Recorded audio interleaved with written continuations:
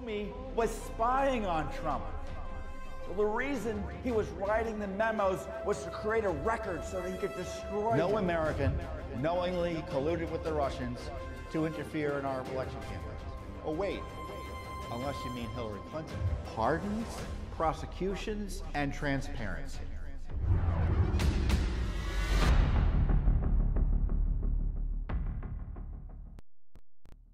Hey everyone, Judicial Watch President Tom Fitton here with our Judicial Watch Weekly Update here on social media. Thanks for joining us as always this week in another kind of insane period of time here in our nation's history as the election of the President of the United States remains under significant dispute as a result of challenges by President Trump to what looks to me to be awfully corrupt processes in ascertaining the winners of the election in Pennsylvania, Michigan, Wisconsin, Georgia, and Nevada, and Arizona, and the rest. And I'll talk about that. Plus, we have a new big lawsuit, and I'll talk about big tech censorship as well that is targeted yours truly. So I'll get to that. But first up, obviously, is the continued dispute about the outcome of the November election. It's now, let's see, it's almost 2-3 weeks after the election, and we still don't have a confirmed winner, either as a result of state certifications, or that will happen over the next few days, assuming there's no legal fights that delay that, or political fights. And then, of course, it goes to the Electoral College in December, which could be lead to some additional issues. And then on top of that, you have Congress handle this in January. Now, I'll get all into that. But first up, though, is the status of the legal disputes being raised and the other issues being raised by the president, by President Trump's campaign legal team, which is now led by Rudy Giuliani. Joining Rudy Giuliani is Sidney Powell, Jenna Ellis, who has been helping the president for about a year plus now, and Joe diGenova and Victoria Tenzing, who you may know as well, top hard-charging lawyers. Joe is a former U.S. attorney, Victoria, a former top official in the Justice Department. So there are claims pending in Philadelphia, a new lawsuit in Nevada. And what are the big issues the big issues that are remaining in my view that need to be that there should be no question about in terms of what happened, and in my view, what the relief should be. I guess there'll be a question about what the relief will be. But there's no question that there is a dispute, a credible dispute, about what happened in Pennsylvania in the delay and the counting of ballots after Election Day. And what's being alleged in litigation and what's being alleged, generally speaking, by the president's team is that state law required them to be able to observe the counting of the ballots. And even though they were technically let in some instances, they weren't let in and able to observe in any credible way, in the sense that it was a giant room. They were kept away from a lot of the counting, couldn't see it visibly enough. And therefore, the requirement to observe the ballot being counted was turned into a big fat joke by Pennsylvania officials.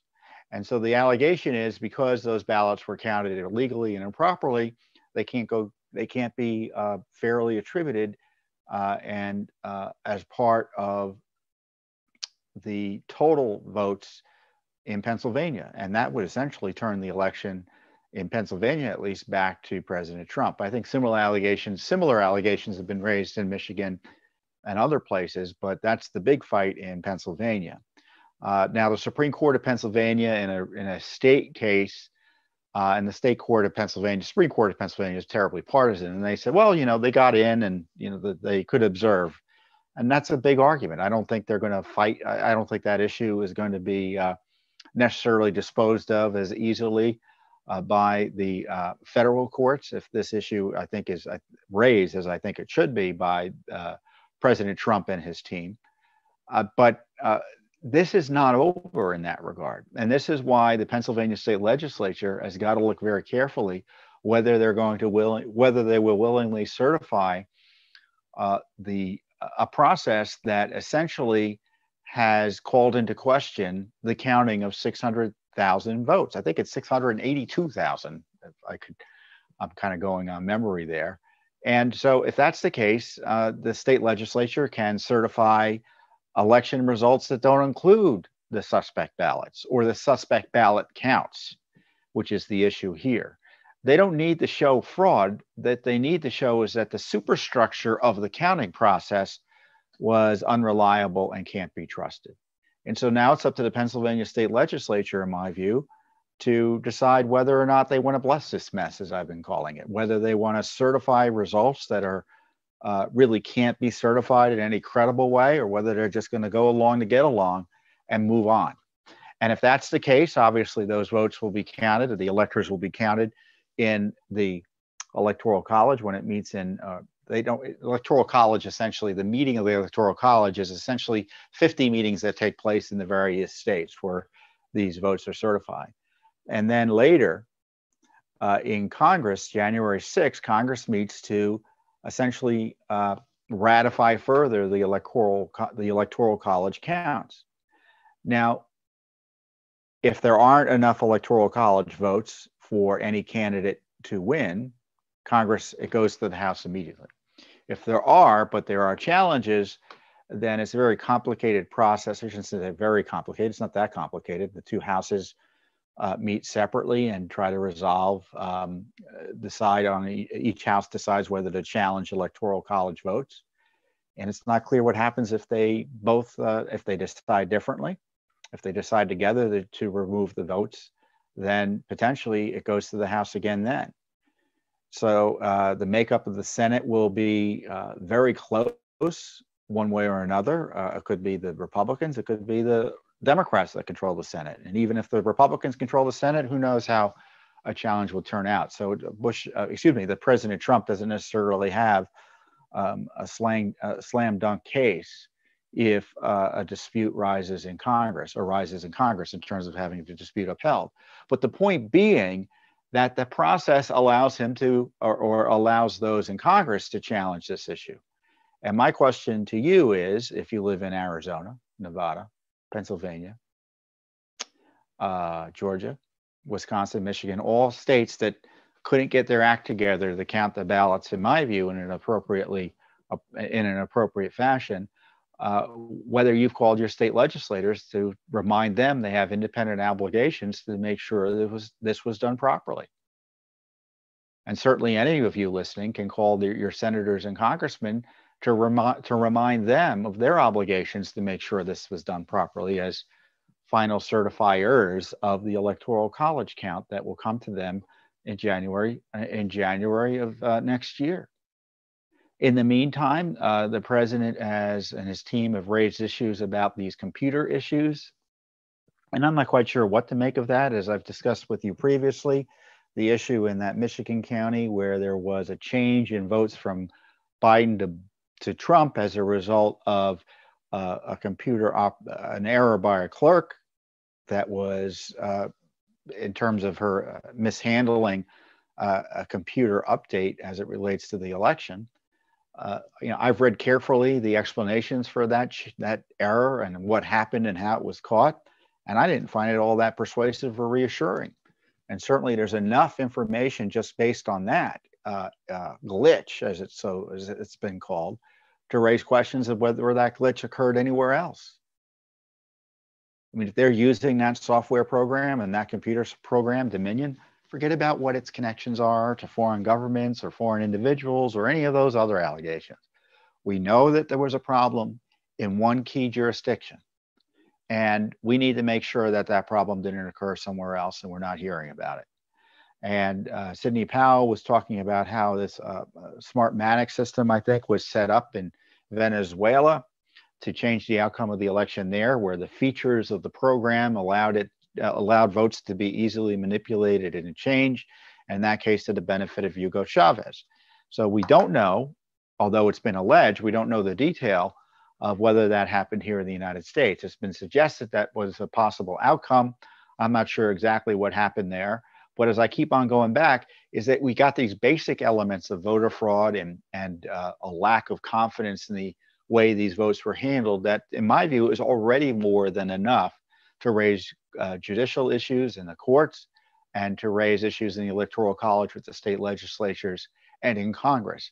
Nevada, for instance, the Trump campaign filed a lawsuit, which it's worth reading. And they allege that there was double voting, meaning that you had 15,000 people vote in 2 states at the same time. Well, if that's true, that could change the outcome of the election in Nevada. You also had allegations in that case that the machines were used improperly to verify signatures. And I won't go into detail because I probably will misexplain it without having the court document in front of me. But essentially, it was used to verify signatures in a way it wasn't supposed to be used under law, and in a way that technically raised questions about whether it was verifying the signatures well enough for, good enough for government work, if I could be so blunt, in Nevada, Clark County, which is the main county in Nevada. That's Las Vegas, essentially. So if those allegations are all true, enough votes could be thrown out or put at issue that would turn Nevada back towards potentially President Trump. Now, in Michigan, you had the outrageous threats and pressure on the canvassers who dared question whether or not they could credibly certify election results in Wayne County, which is the big county associated with Detroit. Now, my understanding of Michigan law is that they're not supposed to certify the results when essentially they can't reconcile the polling, the written records with the ballot numbers.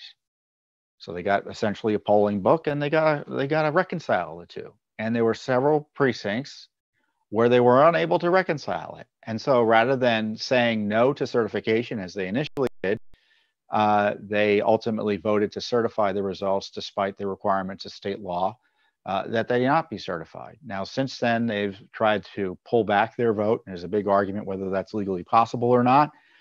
But in the end, it raises questions about whether the Michigan state legislature and officials there at the state level will certify these results generally, because Michigan has some of the same problems Pennsylvania had with the way these ballots were counted in terms of being counted secretly, illicitly, and secretly.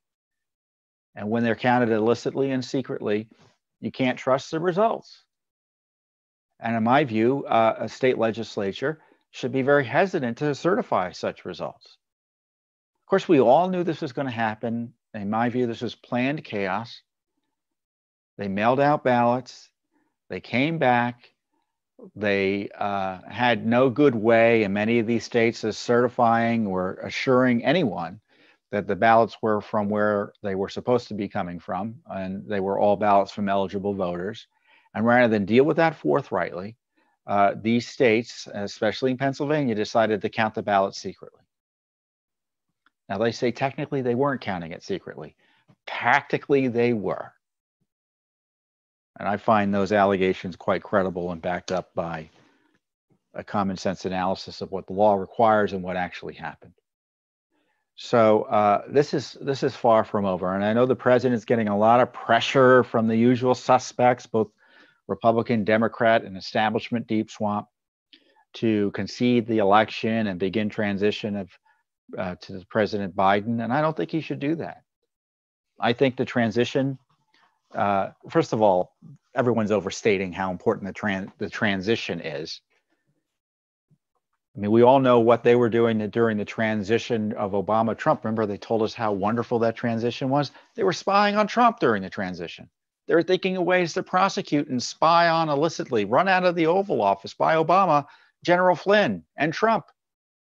Comey was spying on Trump personally during the transition. So spare us the lectures about how important transitions are. When you're engaged in sedition during a transition, all of that is just bunk, which is what Obama was doing. And practically speaking, President Biden, legally and practically speaking, President Biden isn't president-elect. And frankly, given his corruption, I consider him to be a national security risk. It's one thing if eventually he's put in as president, because the votes are certified, Congress blesses it, and there are no other legal options, then he gets a classified security briefings. I wouldn't give him any briefings till then, until the law absolutely requires it. In terms of transitions, I wouldn't do anything until the law absolutely requires it if I were the president.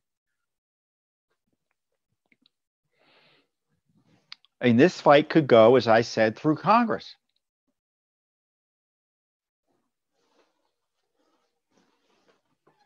So in the meantime, Judicial Watch is doing its own investigation. We have our own litigation. We are fighting in Pennsylvania to clean up the election rolls. I mean, we've told you 800 extra thousand names on the rolls in Pennsylvania. And we just had a court decision allowing all these leftists to come in. Now the far left groups that are responsible for the chaos are now joining our court case and intervening in our court case in Pennsylvania to make sure the rolls aren't cleaned up. So now we're fighting not only the state of Pennsylvania, but the entire left. Mark Elias, who's the top lawyer for the Democrats on these issues, just entered his appearance. So we're fighting the top echelon of the folks responsible for the chaos this election. The folks who changed the rules, went to court to change the rules, pushed mailing ballots to lists that everyone knew were dirty. So Judicial Watch is in the middle of the fight right now. And of course, separately, we have investigations under FOIA to figure out what went on in these various states, to put pressure on them to preserve documents, get documents to us. Who knows? You know, maybe we'll get things over the next month or two. Because it is, again, a little under 2 months before the fat lady sings, practically speaking. So if you want to find out what happened during the election and want a group that's well positioned to do that, then you've got Judicial Watch here. We're here. We're already doing the heavy lifting, and I encourage you to support and continue to support our work. Now, elections aren't the only thing, and as I said about the transition, the corruption of the Biden group, the Obama group, isn't gone away. Barack Obama has a new book out. By the way, if you're looking for a new book to read about Obama, get Judicial Watch's new book, A Republic Under Assault. I talk about the elections. I talk about Obama. I talk about the coup. I talk about the targeting of General Flynn. And Judicial Watch, no matter who wins, Judicial Watch just keeps on doing the work. I'm kind of excited. I know people are nervous about the election, and some of you might be upset because it looks like Trump may not be president, or they're upset that people aren't doing what they need to do to preserve the rule of law here. But Judicial Watch knows what to do. We keep on doing what we're doing. Hold the government accountable. Don't stop no matter who's elected president, and keep on pursuing justice. I mean, the Justice Department refused to give us anything under the deep state operators that were left in place by Attorney General Barr. It's not going to change if Biden wins. And that's the unfortunate truth. It may get worse, may get better. I don't know. Frankly, the deep state was kind of let to do whatever they wanted to do under this Justice Department. It it got worse. I mean, just a few weeks ago, they were in court. I told you they're trying to shut down all of our Clinton cases. So we've got all this information out there pushing, all these lawsuits out there trying to get access to information. And the Freedom of Information Act has been the savior for those of us who want accountability, because the Justice Department, and they don't want to do anything. Who knows what Durham's doing? I've kind of written off that investigation. Maybe something will happen. I doubt it. So it's up to Judicial Watch once again to do the work that these other agencies aren't doing, that media refuses to do, and Congress is unable to do, or doesn't want to do in many instances. And to that end, we just filed a new lawsuit this week on the 16th against 7, let me put up the numbers, 7 government agencies. That's 7, right? Yeah, 2 and 5 is 7. 7 government agencies over the unmasking of General Flynn during the transition of Obama-Trump. So these, the list of names that we're asking about were released by Richard Grinnell when he was acting head of the Office of Director of National Intelligence. And we sued the 7, of course, we were getting the runaround from the deep state when we asked for these records under FOIA. That's why we had to sue. So we want to know why John Brennan unmasked General Flynn on December 14th and 15th, 2016, about the time the Electoral College was meeting. The head of the Defense Intelligence Agency, Deputy Assistant Director, their office, why did they unmask Flynn? The head of the Department of Energy unmasked Flynn. James Comey, of course, at the FBI unmasked Flynn on December 15th, all around the same time. And then later in January 7th, after the president, I think that was the day Congress certified him as president, accepted the Electoral College votes, if my memory serves me, or my understanding of the calendar serves me. He had Clapper unmask him. Top officials at the State Department unmasked him in December. Treasury Secretary unmasked him in December as well. What was the Treasury Secretary unmasking General Flynn for? Again, he was the incoming National Security Advisor of the president. By that time, they had no good reason to be even asking any questions about him. And the fact that they were spying on him during the transition, does that tell you anything else about the hypocrisy of the Republicans and Democrats who are now pressuring President Trump to give up all of his challenges despite the strong evidence of misconduct? Because it's the right thing to do. We need to have a peaceful transition. Exercising your rights under law does not make something not peaceful. He's following the law. He's abiding by the Constitution. Here you had illegal spying going on, in my view, and a cover-up of the same. Now, we already have 2 other lawsuits we filed this year, one last month about what Joe Biden was doing unmasking General Flynn. This is what I love about Judicial Watch. We are ready no matter what happens. These Biden scandals ain't going away. You can bet the Biden Justice Department, if indeed that ever occurs, is not going to investigate Joe Biden in any serious way. Frankly, we couldn't even get the Trump Justice Department to do it under Attorney General Barr. So it's going to be up to Judicial Watch with this litigation. I mean, Judicial Watch will still be there for you. Don't worry. Do not worry. To face these challenges of accountability. We can't put literally anyone in jail, but who knows? Maybe the documents would come out. I mean, Hillary Clinton wouldn't have faced a criminal investigation but for Judicial Watch's uncovering of the Clinton emails. Who knows what else we'll find? So we have this new important FOIA lawsuit on top of many others into the unmasking of General Flynn. We have lawsuits into the corruption of Joe Biden, or to be fair, the corruption allegations. Joe Biden and, of course, Obamagate. That's the book that will be written.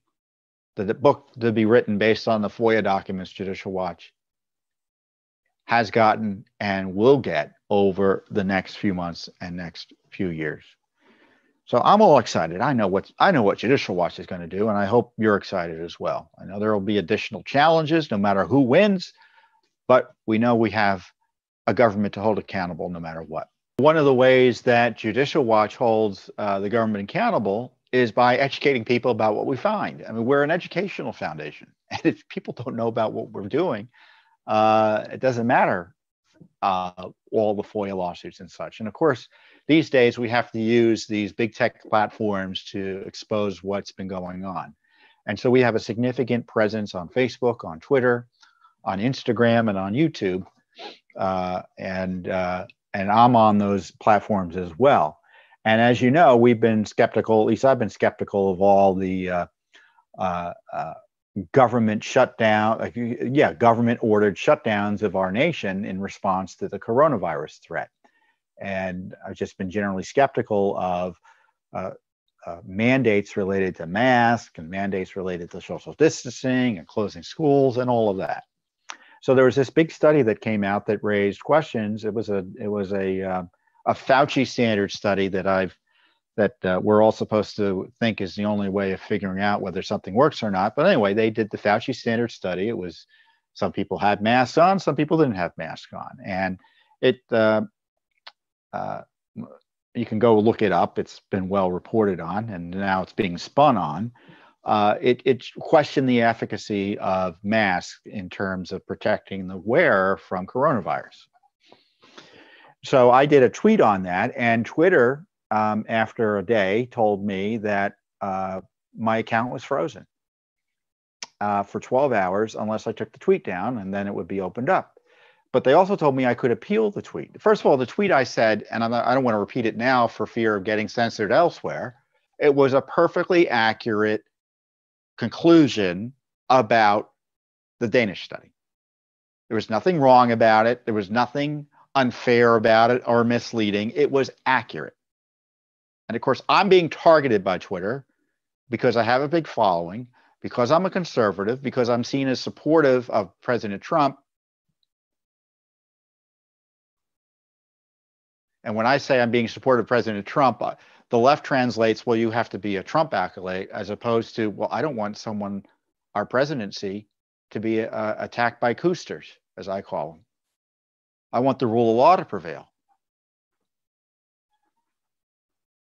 So therefore, I have a target on my back, and Judicial Watch has a target on its back by the left. And so I'm still not on Twitter. They said 12 hours, and they said, well, you can appeal. So I appealed, but by appealing, it tolls the clock, meaning I can't get back on. Now, if I end the appeal and delete the tweet, I can get back on, or so they say. But it's Twitter, so they act like petty little tyrants. So who knows? So if you want to read the tweet, you can go to, I posted it on Parler, Parler. I have an account there under Tom Fitton.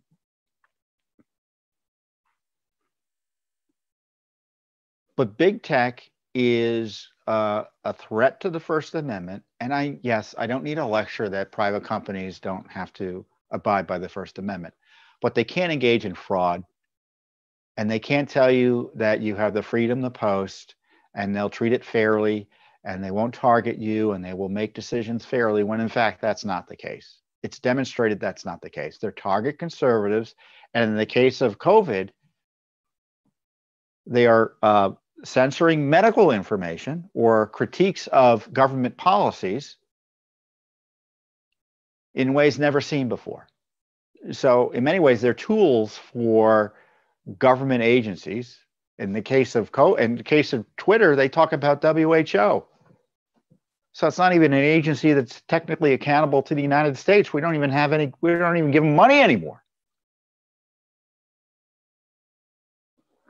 So I guess eventually I'm going to have to delete the tweet. I'm still ticked about it, as you might imagine,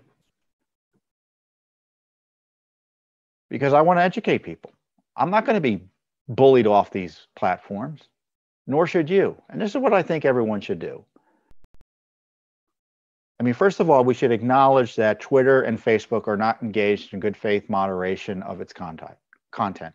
In fact, I was watching the hearing this week. They had a hearing earlier this week where Jack Dorsey, who runs Twitter, and Mark Zuckerberg, who is the owner of Facebook or runs Facebook, was questioned by members of the Senate Judiciary Committee and Senator Richard Blumenthal, I believe. And so the conservatives on the committee were talking about Twitter and Facebook dishonestly censoring conservatives. And the left on the committee said they weren't censoring conservatives enough. In fact, Richard Blumenthal said, will you commit to, and this is the phrase, robust content modification? Robust content modification. If that's not Orwellian, I don't know what is. And of course, both Dorsey and Zuckerberg committed to that. They're preventing, for instance, on Facebook, Judicial Watch from paying for its educational advertisements on that platform. Again, we're in the business of educating people about the things we uncover about the government. Facebook is getting in the way of that for political purposes. They're both labeling falsely as, quote, disputed election issues. I mean, for a while, they were saying official sources have said that Vice President Biden won. No official there's only one official source that can certify the vice president as victor in the presidency. You've got the states that certify that, and then the Electoral College meets, and that's certified, and then ultimately it's blessed by Congress. So no official sources have said Joe Biden has become president. The media has, but the Constitution doesn't let the media choose who's the president. So we have to stand fast. It's unfortunate that, like, for instance, on Twitter, I can't say what I really believe about COVID. I don't think I can say it on Facebook either, and it's unlikely I can do it on YouTube. I've already been censored. Judicial Watch has been censored repeatedly. But we're going to keep on telling the truth. And like in any oppressive system, you've got to be careful about what you say and how you say it. Now, we're not going to obviously sell out in that regard. But it's a conundrum, don't you agree? I mean, Twitter and Facebook, as far as I'm concerned, they're destroying themselves. They are destroying themselves. I mean, it may be a point where I can't be on Twitter anymore because I don't know what I can say without being smeared and labeled and censored. Same thing for Judicial Watch. Maybe we'll have to leave Twitter. Maybe we'll have to leave YouTube or Facebook. I don't know. But they're destroying their business models to appease the totalitarian left that wants to censor conservatives. And we're facing this period. It's been a remarkable 4 years in American history for a variety of reasons, and I can go on and on about it. But most recently and most troublingly, the last year I call the Great Suppression. You've had the Great Suppression of information about COVID. You've had the Great Suppression of information about voter fraud, about the coup cabal targeting President Trump. Remember, I can't say, I think on Twitter I could, but since this is going to be on YouTube and other platforms, I can't say the name of the so-called whistleblower that helped initiate the coup process against President Trump that resulted in impeachment. I still can't say his name, even though he's a top government official who worked in the White House, in 2 White Houses. Unbelievable. So we're now in the middle of the Great Suppression. And if you think it's going to ease up under a President Biden, certainly it's not going to ease up on a President Trump because he's the target.